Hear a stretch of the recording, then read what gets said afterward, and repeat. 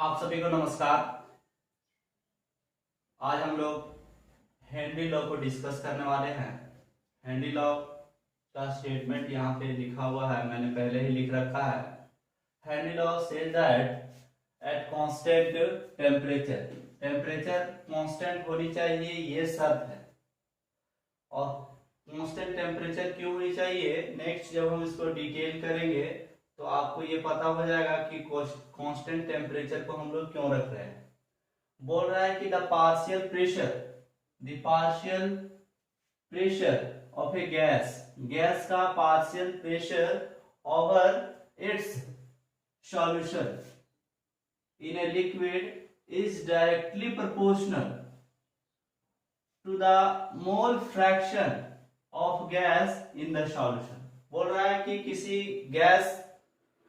किसी सॉल्यूशन में अगर गैस पड़ी हुई है तो वह गैस कितना प्रेशर एग्जर्ट कर रहा है वो डायरेक्टली प्रोपोर्शनल होगा mole fraction of gas in the solution.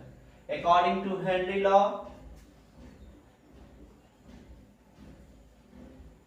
According to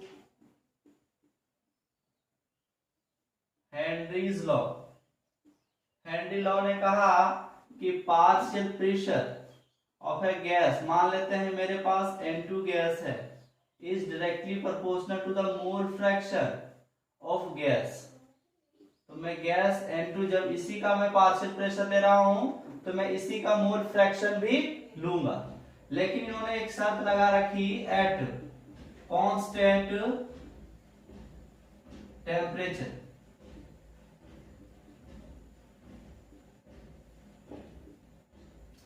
जब भी प्रोपोर्शनलिटी साइन को हटाया जाता है तो एक कांस्टेंट आता है, यहां पे लिख रहे हैं हम P N2 is equal to KH into XN2। ऐसा कोई आवश्यक नहीं है कि मैं यहां पर N2 ले रखा हूं तो आप हमेशा N2 ले के ही चीजों को देखें, ऐसा नहीं है। आप कुछ भी गैस को ले सकते हैं, ऐसा कोई शर्त नहीं है। यहां पे ये मेरा इक्वेशन आया हेनरी का। अब यहां पर कुछ चीजें हैं जिसको हमको जानना बहुत ही जरूरी है। जब हम उस चीजों को अच्छे से समझ सकेंगे तभी इसके न्यूमेरिकल्स और इसके एप्लीकेशंस को भी अच्छे से डील कर सकेंगे। हम लोग देख रहे हैं where PN2 is equal to, PN2 क्या है, बोल रहा है पार्शियल प्रेशर ऑफ गैस। यही मैं डेफिनेशन से ही लिख रहा हूं इसका स्टेटमेंट से, partial pressure of gas over its solution, यही चीज मैं लिख रहा हूं। Partial pressure of the nitrogen, nitrogen में हम लिख दे रहा है कि स्पेसिफाई गैस हो चुकी है, nitrogen in the solution.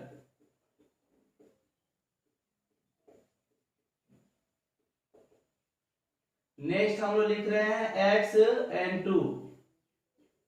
X क्या बता रहा है, मोल फ्रैक्शन को। तो लिखा हुआ है कि मोल फ्रैक्शन ऑफ गैस, गैस के जगह पे मैं रिप्लेस कर चुका हूं नाइट्रोजन, तो मैं लिखूंगा मोल फ्रैक्शन ऑफ नाइट्रोजन।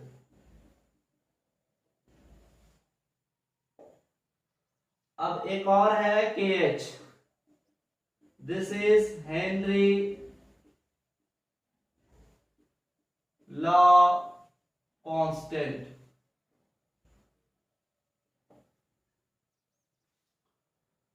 अब हम लोग यूनिट की तरफ बढ़ते हैं। तो पार्शियल प्रेशर है तो इसका ATM में हो सकता है या बार में हो सकता है या mm ऑफ Hg हो सकता है।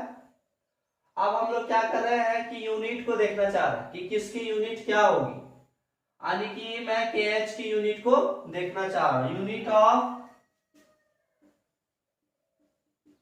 KH, अगर KH का यूनिट देखा जाए तो हम लोग जानते हैं कि P N2 is equal to KH और X N2। मैं क्या कर सकता हूं, इस इक्वेशन को इधर से चेंज कर सकता हूं। KH X N2 is equal to P N2। मैं लिख सकता हूं KH इज इक्वल टू ऊपर में P N2 divided by X N2। अब हम लोग प्रेशर की यूनिट को लिख सकते हैं एटीएम, या मैं इसी को एटीएम लिख दूं, या मैं बार लिख सकता हूं, या फिर प्रेशर की आप कोई भी यूनिट को यूज कर सकते हो, ठीक ना। और एन एक्स, एक्स मतलब mole fraction. Mole fraction is a unitless quantity, तो यूनिटलेस होगी तो इसका मैं यूनिट ना लिखूं, सीधा KH का यूनिट क्या आ गया, एटीएम या बार या mm ऑफ Hg, ऐसा कैसा इसका यूनिट आएगा। अब हम लोग क्या कर रहे हैं, इससे रिलेटेड कुछ आगे और बढ़ रहे हैं। ये बहुत इंपॉर्टेंट होती है आपका ऑब्जेक्टिव टाइप्स के लिए। मैं लिख रहा हूं कि smaller the value of KH, greater will be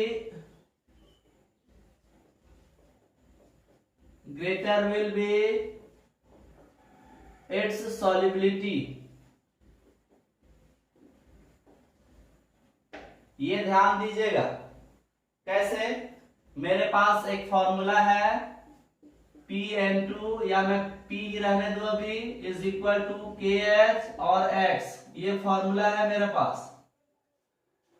इन दोनों का प्रोडक्ट P के बराबर है। इसका मतलब है कि अगर इसका वैल्यू स्मॉल होगा तो ये वैल्यू क्या होगा, लार्ज होगा, और अगर ये लार्ज होगा तो ये क्या होगा, स्मॉल होगा। ये ध्यान रखिएगा, क्योंकि दोनों ही गुना करने के बाद मेरा पार्शियल प्रेशर के बराबर आ रहा है। अब जो मेरा X है यानी कि मोल फ्रैक्शन है, यही सॉल्युबिलिटी को डील करेगा।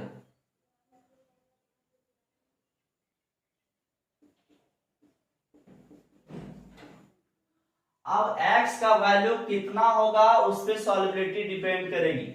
X का वैल्यू जितना ज्यादा होगा, गैस की सॉल्युबिलिटी सॉल्यूशन में उतनी ही ज्यादा पाई जाएगी। X का वैल्यू जितना कम होगा उतना ही उसकी सॉल्युबिलिटी सॉल्यूशन में कम पाई जाएगी। अब यहाँ पे बोल रहा है कि अगर स्मॉल वैल्यू होगा KH का तो डेफिनेटली X का वैल्यू क्या होगा, ज्यादा होगा। वही लिखा हुआ है greater will be it's solubility, यानी कि मोल फ्रैक्शन सॉल्युबिलिटी के बारे में यहाँ पर बता रहा है बेसिकली। एक चीज और ये लिख रहा है कि the value of KH increases with increase in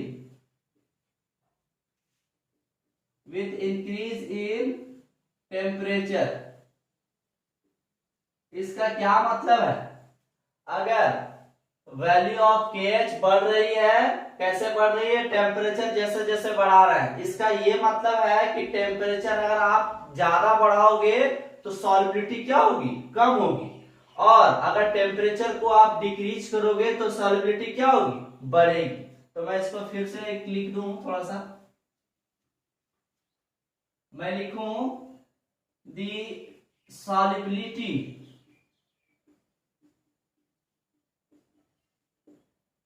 increases with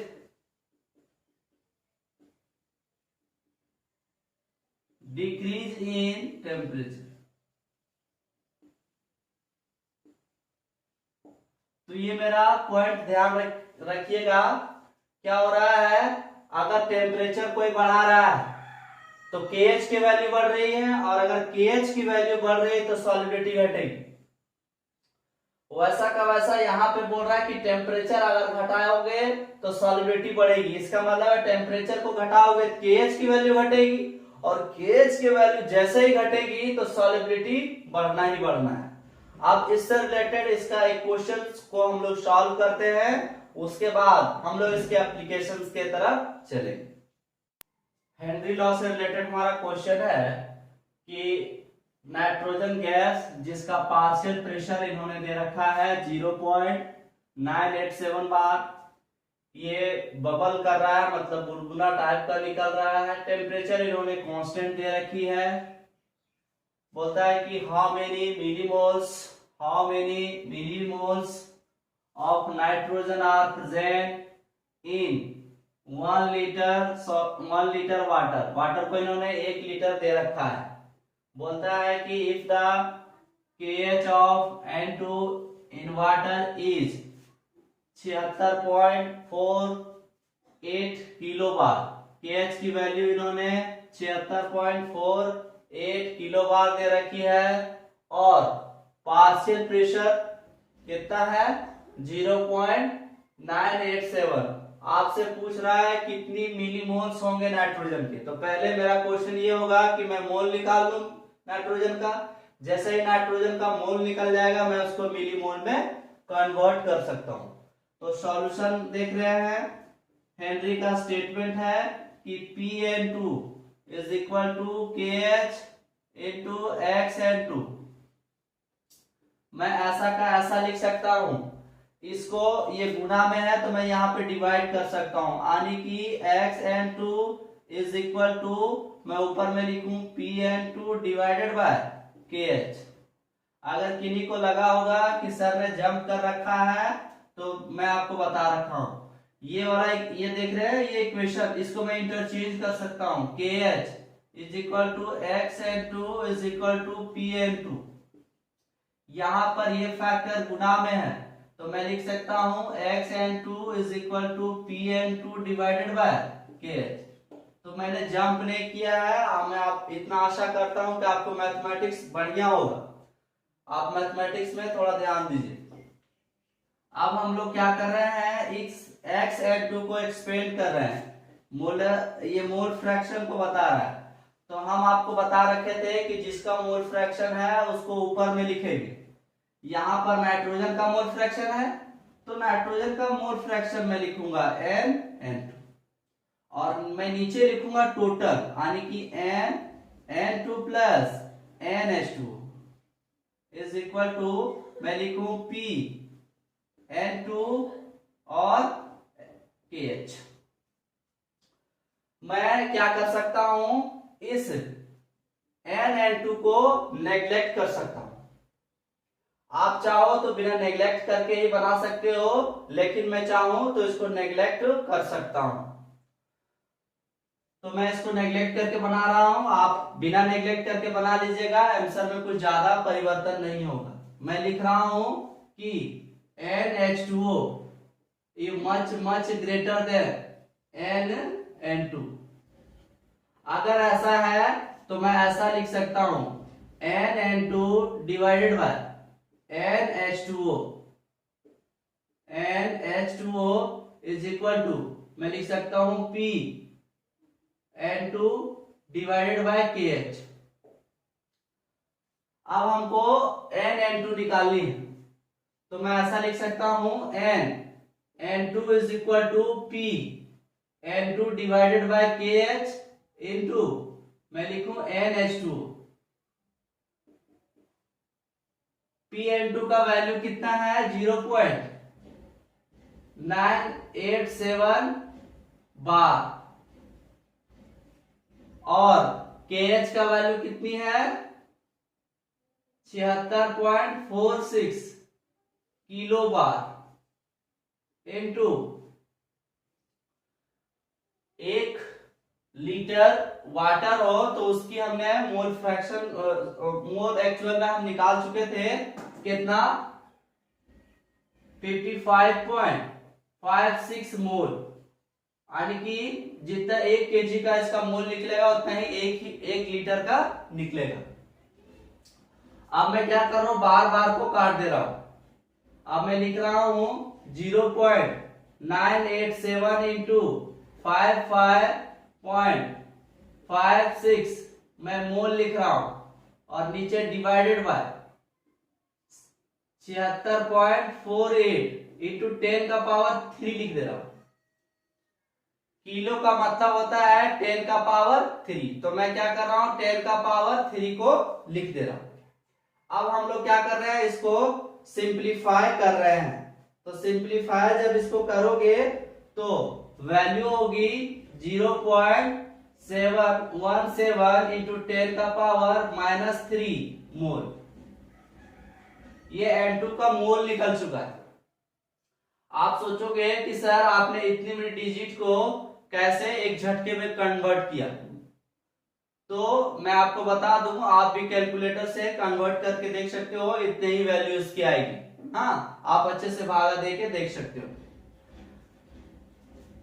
10 का पावर -3 इसी को हम लोग बोलते हैं मिली। तो मैं क्या लिख सकता हूं 0.717 मिलीमोल। यानी कि इस वाले सॉल्यूशन में 0.717 मिलीमोल्स पड़े हुए हैं। तो हमने किस तरह से चीजों को सॉल्व किया वो ध्यान रखिएगा। अब आप क्या करोगे, आप आपका होमवर्क रहा, आप इस N2 को बिना नेग्लेक्ट करके बनाओगे और देखोगे कि आंसर में क्या चेंजिंग आ रही। तो आंसर में बहुत कम का डिफरेंस होगा। जैसे कि मान लेते हैं ऐसा आंसर आ जाएगा 0.7, ऐसा मान लेते हैं कि 11, मतलब बहुत कम डिफरेंस होगी जिसको अपन नेग्लेक्ट करके चल रहे हैं। तो आप क्या कर सकते हो, आप ऐसे भी सॉल्व कर सकते हो। हम लोग इसका एप्लीकेशन की तरफ पढ़ते हैं। हेनरी लॉ का एप्लीकेशन है। पहला एप्लीकेशन है कि CO2 gas is dissolved in cold drink and soda water at high pressure। पहला एप्लीकेशन इसका इस्तेमाल किया जाता है कोल्ड ड्रिंक में CO2 गैस को काफी प्रेशर के साथ डाला जाता है। जैसे ही आप कोल्ड ड्रिंक को थोड़ा सा अगर शेक करके खोलोगे तो उसमें काफी ज्यादा बबल्स होने लगती है और वो बोतल से काफी तेजी से निकलना चालू कर देता है। इसका मतलब ये है कि CO2 गैस वहां काफी तेजी के साथ भागना चाहता है। जैसे ही आप उसको डिस्टर्ब करते हो उसमें और ज्यादा प्रेशर होने लगती है। नेक्स्ट है कि a small amount of oxygen is dissolved in water to support aquatic life। जलीय जीवन की जिंदगी चलाने के लिए हम लोग क्या करते हैं कि कुछ स्मॉल अमाउंट ऑफ ऑक्सीजन को डुबाते हैं। ये तो प्रैक्टिकल एग्जांपल भी है जैसा कि एक्वेरियम में होता है, और नेचर ने भी इसका बहुत बड़ा एग्जांपल दे रखा है। जिस तरह से हम लोग नदी तालाब या फिर कहीं भी देखते हैं जहां पर जलीय जीव रहते हैं, वो जल के नीचे रहते हैं, लेकिन वहां पर भी वो लोग को ऑक्सीजन मिलता है। यानी कि नेचर ने बहुत अच्छे से एक सिस्टम बना रखा है जिसको हम लोगों ने बाद में अपना आर्टिफिशियल सिस्टम भी तैयार किया। क्या कर रहा है, बोल रहा है small amount of oxygen dissolve कर रहा है वाटर में, ताकि जलीय जीवन अच्छे से हो सके। नहीं तो कोई भी जीव है तो उसको ऑक्सीजन चाहिए। अगर ऑक्सीजन ना मिलती तो नीचे पानी के नीचे जीवन संभव नहीं था। तो वहां पर क्या होते कि जितने भी जलीय जीवन थे वो सारे नष्ट हो जाते। लेकिन ऐसा कैसा नहीं है, वाटर में ऑक्सीजन पाई जाती है स्मॉल अमाउंट में, जिसके कारण जलीय जीवन संभव है। नेक्स्ट हम लोग देख रहे हैं, बोल रहे हैं कि if a patient is unable to absorb O2, अगर कोई पेशेंट O2 एब्जॉर्ब नहीं कर पा रहा है फ्रॉम एयर से अगर वो नहीं एब्जॉर्ब कर रहा है तो उसको अकबकाहट टाइप की लगेगी। और तो हम लोग क्या करते हैं, उसको ही और सी, मतलब कोई भी हो सकता है, मेल हो या फीमेल हो, ही और सी इज सप्लाइड, उसको सप्लाई किया जाता है प्योर ऑक्सीजन उसको दी जाती है एट हायर प्रेशर, बहुत ज्यादा प्रेशर पे इन हॉस्पिटल।